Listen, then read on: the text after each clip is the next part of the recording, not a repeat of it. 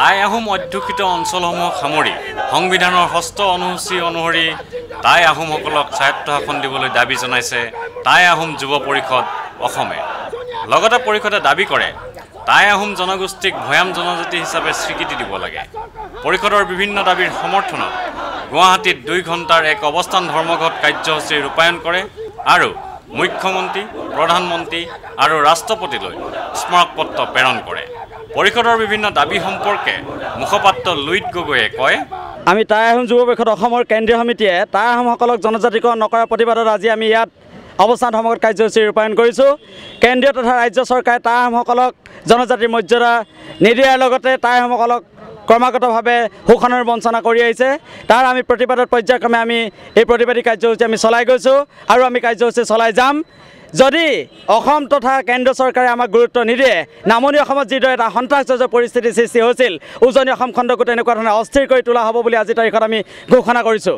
অন্যথা আমি নামনি অসম খণ্ডত যিদৰে বিভাজিত ৰাজনীতিৰ সূচনা হৈছে, উজনি অসম খণ্ডতো নিশ্চয়কৈ আমি তেওঁলোকক সুস্থিৰভাৱে থাকিবলৈ সুবিধা নিদিম।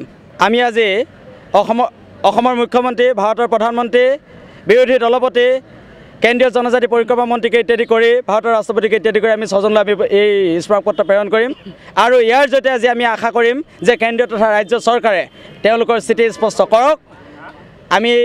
আমি কামনা কৰিছোঁ অতি শীঘ্ৰেই তেওঁলোকে আমাক জনজাতি মৰ্যাদা দিয়া হ'বনে নহয়, আমাৰ এই ন্যায্য দাবী ন্যায্যতা আছেনে নাই তাক আমাৰ স্থিতি স্পষ্ট কৰিবৰ কাৰণে অতি শীঘ্ৰে আমি ইয়াৰ জৰিয়তে দাবী জনাইছোঁ।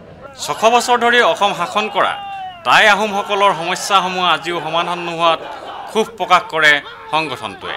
পৰিষদৰ সভাপতি ননী কুমাৰ গগৈয়ে ক্ষোভ প্ৰকাশ কৰি কয়, ইতিহাস প্ৰসিদ্ধ টাই আহোমসকল এটা জাতি, এই জাতি হিচাপে ভাৰতীয় সংবিধানত আমি স্বীকৃতি বিচাৰিছোঁ। আজি বিগত 18 বছৰৰ কালে টাই আহোম যুৱ পৰিষদে টাই আহোমসকলক ভাৰতীয় সংবিধানৰ অনুসূচীকৰণৰ ক্ষেত্ৰত আমি দাবী জনাইছোঁ। এই দাবীৰ ক্ষেত্ৰত আজি তাৰিখলৈকে অসম তথা কেন্দ্ৰীয় চৰকাৰে আমাক প্ৰতাৰণা কৰি আহিছে। আমি এই প্ৰতাৰণাৰ ফলশ্ৰুতিত আমি আন্দোলনমুখী হ'বলৈ বাধ্য হৈছোঁ আৰু এই আন্দোলনমুখী বাধ্যৰ ফলশ্ৰুতিতে আজি আমি অৱস্থান ধৰ্মঘট কৰিছোঁ। আমি আশা ৰাখিছোঁ চৰকাৰে সময়োচিত পদক্ষেপ গ্ৰহণ কৰি টাই আহোমসকলৰ অনতিপলমে অনুসূচীকৰণ কৰিব। ভিডিঅ' জাৰ্নেলিষ্ট সুশান্ত দাসৰ সৈতে অমৰদীপ গগৈ, চেণ্টিনেল নিউজ, গুৱাহাটী।